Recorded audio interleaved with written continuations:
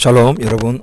자, 오늘은 로마서 11장 26절에서 36절 이 10구절을 강해를 하도록 하겠습니다. 11장의 결론입니다. 그리하여 온 이스라엘이 구원을 받으리라. 많은 분들이 궁금해하셔요. 특별히 이스라엘 품고 있는 분들도 궁금해하시죠. 믿지 않는 유대인들은 어떻게 되는 겁니까? 저 이스라엘은 구원을 받는 겁니까? 예수님 안 믿고 죽은 유대인들은 다 구원받습니까? 여러 가지 신학적인 질문들을 많이 하죠. 아브라함은 또 이삭, 야곱, 또 열왕기들, 이스라엘의 그 수많은 족속들, 예수님 오시기 전에 그분들이 십자가 죽음을 믿고 또 뭐 신앙 고백한 것도 아닌데 다 그러면 지옥에 갔는가? 여러 가지 신학적인 문제가 생깁니다. 여러분, 성경은 클리어합니다. 특히 바울은 명확하게 선포하고 있습니다. 온 이스라엘이 구원을 받으리라. 자, 그러면 여기서 온 이스라엘이 구원을 받는다 할 때 온 이스라엘은 누구를 말할까요? 이게 유대이즘에서 유대교에서 있는 개념이에요. 콜 하이스라엘, 콜 하이스라엘 해가지고 모든 이스라엘, 온 이스라엘. 이 언약의 공동체 안으로 들어온 모든 사람들을 말해요. 메인은 유대인들이죠. 자, 이게 신명기 31장에 보면은 나와 있어요. 신명기 31장에 보면, 자, 9절부터 보면, 또 모세가 이 율법을 써서 여호와의 언약궤를 매는 레위 자손 제사장들과 이스라엘 모든 장로에게 주고, 모세가 그들에게 명령하여 이르기를 매 7년 끝에 곧 면제년의 초막절에 온 이스라엘이 네 하나님 여호와 앞 그가 택하신 곳에 모일 때에 이 율법을 낭독하여 온 이스라엘에게 듣게 할지니. 자, 저 예루살렘에 온 이스라엘이 다 모여서 하나님의 율법을 듣게 해야 된다.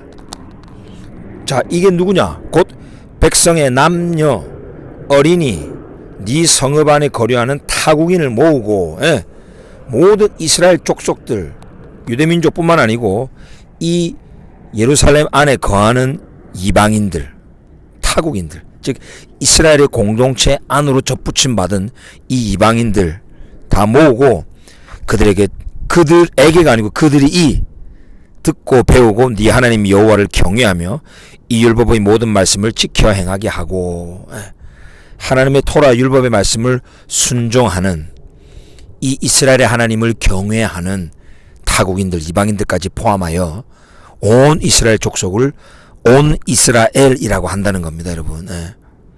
또 13절은 또 너희가 요단을 건너가서 차지할 땅에 거주할 동안에 이 말씀을 알지 못하는 그들의 자녀가, 자녀에게가 아니고 번역이 좀 잘못됐습니다. 자녀가 듣고 네 하나님 여호와 경외하기를 배우게 할지니라. 즉 이 신명기의 말씀을 들었던 저 광야 백성, 모세의 말씀을 직접 들었던 그 이스라엘 족속의 후손들까지, 이 율법의 말씀을 직접 듣지 아니했던 모든 자녀들도 여호와 하나님을 경외하고 이스라엘의 하나님 공경하고 이스라엘의 하나님이 맺으신 그 이스라엘의 언약, 정말 그 언약 안에서 율법을 행하는 삶을 사는 이 사람들이 바로 온 이스라엘이다라고 할 수 있는 거예요. 자, 그러면 이제 로마서로 이제 가면 여러분, 자, 제가 나중에 링크를 달아드리겠습니다. 이방인의 충만함이 들어올 때까지 이스라엘의 털어는 우둔하게 되는 것이라. 그래서 온 이스라엘이 구원을 받으리라. 자, 이게 어떻게 연결이 될까요? 이방인의 충만함이 들어온다는 건 제가 예전에 한번 설명했는데 링크를 한번 보십시오. 우리 이방인들이 교만해가지고 저 유대인들을 억압을 한다는 거예요. 압박을 한다는 거죠. 이제는 복음이 율법을 대체했다. 교회가 이스라엘을 대체했다. 이제 예수님 믿고 구원받는 게 이게 이제 진리다. 뭐 율법을 뭐 행하고 뭐 지키려고 그러느냐. 막 유대인들을 예수 죽인 민족이라 그러고 막 핍박하고 억압을 했단 말이에요. 그런데 그렇게 하지 않고 우리가 너희들의 메시아의 믿음으로 인하여 우리가 접붙임 받았다. 우리가 이 예루살렘 안으로 들어와서 거리와는 타국인과 같은 존재다. 그렇게 겸손한 마음으로 그들을 섬기고 그들과 화목하는 그런 수준에 이르는 것을 이방인의 충만함이 들어온다 그랬습니다. 이방인의 충만함이 차다가 아니고 이방인의 충만함이 들어온다는 거예요. 이스라엘 공동체 안으로 접붙임 받아 들어온다는 거예요. 자, 그렇게 할 때까지는 저 이방인들이 바깥에서 자긍하면서 계속 완악하게 하는 것이 이스라엘에게 발생했다. 이거라 그랬죠. 이스라엘이 더러는 우둔하게 된 것이라 이거를 원어적으로 보면 이스라엘에게 부분적으로 완악하게 하는 것, 즉 핍박하고 억압하는 것이 발생했다. 자, 이렇게 해석할 수 있다고 그랬죠. 나중에 한번 다 보십시오, 여러분. 자, 그래서 이런 이방인이 이렇게 억압하는 게 아니고 겸손하게 접붙임 받아 들어올 때에 억압으로부터 온 이스라엘이 구원을 받는다. 그런 핍박으로부터 해방되는 것을 또한 구원이라고 말한다 그랬죠. 그래서 온 이스라엘이 구원을 받는다는 거예요. 이방인이 충만함이 들어오게 되면. 자, 그래서 기록된 바, 자, 이 일이 어떻게 하면 발생할 수 있느냐라는 거예요. 바로 새 언약의 시대가 이스라엘 가운데 더 강력하게 펼쳐지면 된다는 거죠. 이게 예언이 되어 있습니다. 구원자가 시온에서 오사 야곱에서 경건하지 않은 것을 돌이키시겠고 내가 그들의 죄를 없이 할 때에 그들에게 이루어질 내 언약이 이것이라 함과 같으니라. 바로 이게 이사야 45장 25절 말씀에도 나오죠. 이사야 45장 25절에 보면 이스라엘 자손은 다 여호와로 말미암아 의롭다함을 얻고 자랑하리라. 인간의 믿음이 아닙니다, 여러분. 여호와로 말미암아 의롭다함을 얻고 자랑하리라. 그럼 어떻게? 바로 여호와 하나님의 바로 아들 이스라엘의 왕 메시아의 믿음, 그분의 신실함을 통해서 저 이스라엘을 의롭다 칭한다는 거예요. 칭의. 이게 바로 로마서에서 말하는 사도 바울의 칭의의 복음이죠.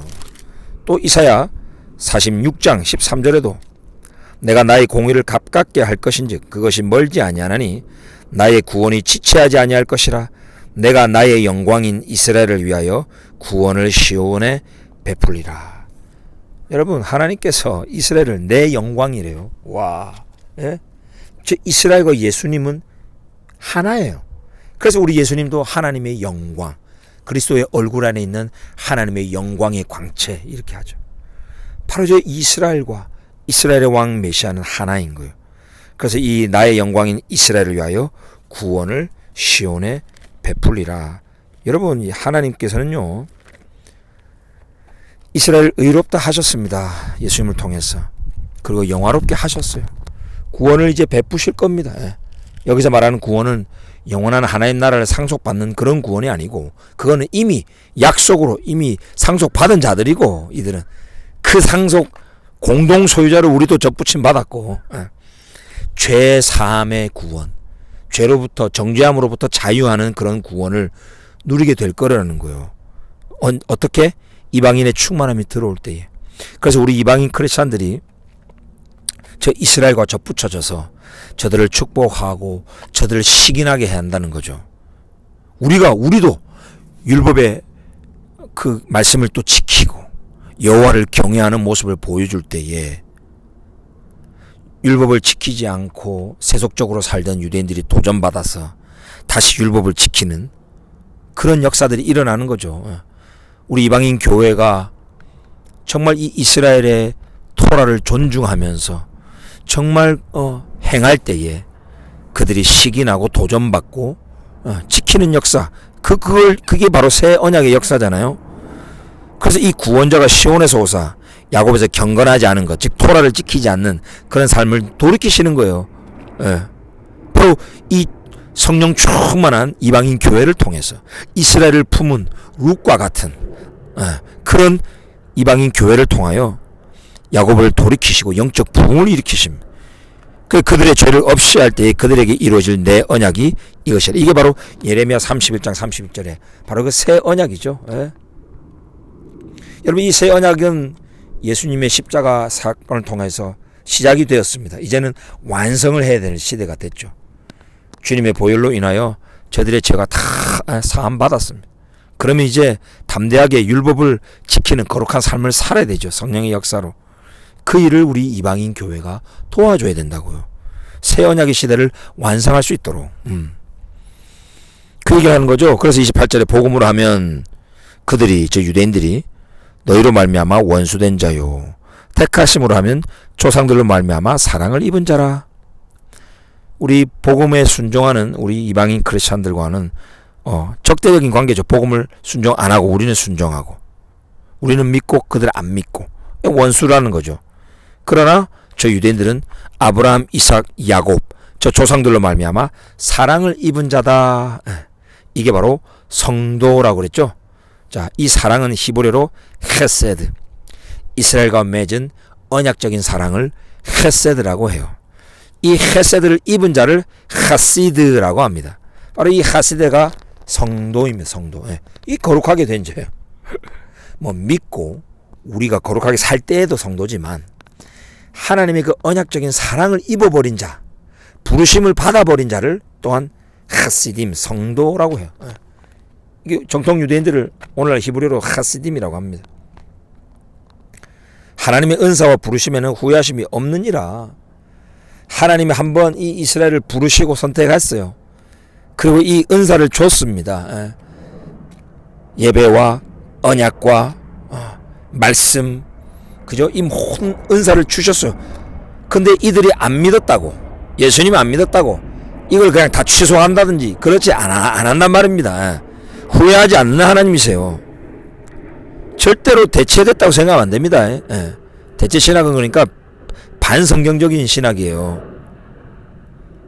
너희가 전에는, 여기서 너희는 이방인 우리 크리스찬들을 말하는 거예요. 너희가 전에는 하나님께 순종하지 아니하더니, 그렇죠? 이방신을 섬기고 이스라엘 하나님을 몰랐던, 그죠? 불순종의 사람들이었죠.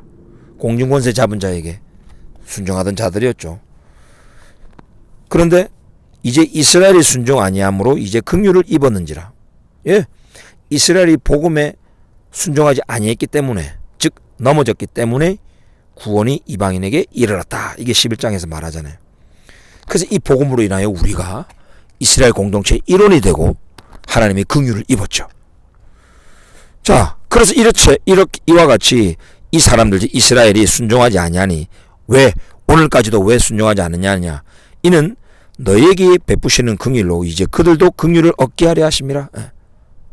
우리가 복음으로 긍휼을 입었으니, 하나님이 긍휼을 입었으니 이제 우리가 이 하나님의 긍휼의 통로가 돼야 된다는 거죠.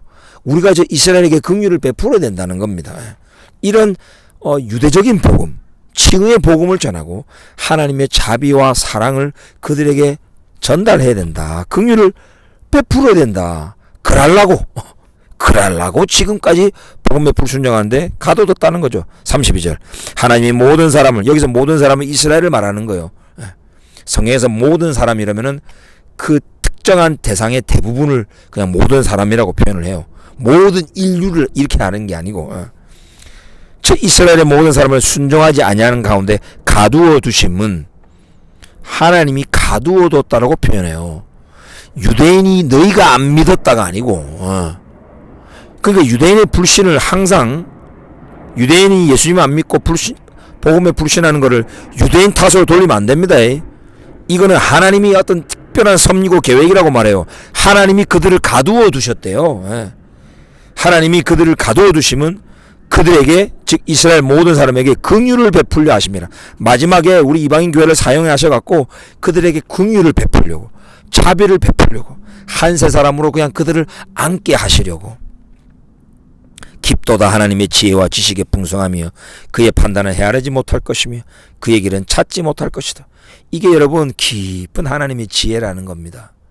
온 열방의 구원을 위하여 유대인들을 복음에 다 불순종하게 가두어 두시고 그들을 넘어뜨리시고, 우리 예수님은 비유로 말씀하심으로 인하여 그들의 눈이 가려지고 귀가 닫히고 마음이 완악하게 하셨던 그 예수님, 그래서 예수님이 십자가에 그들의 손에 의해서 넘겨지게 하셨고, 십자가를 통한 이런 구원이 이방인에게 이르게 하시고, 오늘날까지도 그들이 꺾인 것은 너희 이방인 크리스찬들로 하여금 직접 붙임받게 하려 함이로다.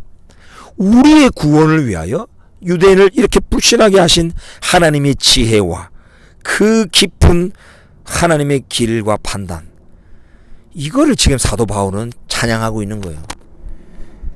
얼마나 우리 이 복음이 인본주의적으로 변했는지요. 유대인을 바라보면서 불신한다고 비난하고 정죄하고, 저 유대인이 대학살을 당할 때에 저 예수적인 민족, 아직도 불신하는 민족 이러면서 맞아도 싸다, 이러고 있다니까요. 이런 하나님의 마음을 모르고. 34절, 누가 주의 마음을 알았느냐, 누가 그의 모사가 되었느냐. 주님의 마음이 뭡니까 여러분? 주님의 마음이 여러분 느껴져야 돼요. 이방인 크리스찬들아, 너희 구원을 위해서, 너에게 긍휼 베풀려고 내가 내 백성을 이렇게 넘어뜨린 거 내 마음 좀 알아주겠니? 이제는 너희가 나의 오른팔이 돼서 내 장자를 좀 안아주고 함께 울고 웃고 함께 좀 섬기고 내 백성을 좀 긍휼히 베풀겠니? 다 너희들 위해서 내 자신을 버린 건데, 내 장자를 버린 건데. 똑같죠? 하나님의 장자, 하나님의 아들 예수님을, 우리 온 인류를 위하여 예수님을 십자가에 내어준 것처럼, 그게 아버지 하나님의 마음이죠. 마찬가지로 우리 이방인의 구원을 위하여 하나님의 장자 이스라엘을 내버리신 것, 이런 주님의 마음을 우리가 알아야 된다는 거예요. 그래서 이 마지막 시대 때는 이런 아버지의 마음으로 이스라엘에게 달려가야 된다는 거죠. 35절, 누가 주께 먼저 드려서 갚으심을 받겠느냐. 우리가 주 하나님 여호와께, 우리 이제 예수님 믿었습니다. 믿음이라고 하는 걸 주님께 이제 드립니다. 자, 구원으로 갚아주십시오. 마치 자판기처럼 동전 딱 넣으면 탕 받는 것처럼, 유대인들은 준 게 없다, 믿음이라는 걸 안 줬다, 그러니까 구원 못 받는다, 뭐 지옥 간다, 이런 원리로 구원을 판단하지 말라는 거죠. 누가 주께 먼저 드려서 갚으심을 받겠느냐. 우리가 예수님 믿고 구원받은 것, 하나님의 언약의 백성이 된 것, 이거 다 우리가 뭐 줘가지고 받은 거, 갚음 받은 거 아니라는 거예요. 우리의 믿음, 우리의 의, 우리의 공로, 전혀 그런 생각하지 말라는 거죠. 너희가 구원받을 수 있도록 내 백성을 꺾고 불순종하는데 가두어뒀던 하나님의 그 마음을 알아라는 거예요. 그러니 함부로 유대인의 불신을 비난하지 말라는 거죠. 하나님의 은혜로 주어진 이 믿음, 유대인의 불신을 통해서 주어진 이 구원, 생각하라는 겁니다, 여러분. 이는 만물이 주에게서 나오고 주로 말미암고 주에게로 돌아감이라. 그에게 영광이 세세 있을지어다. 아멘.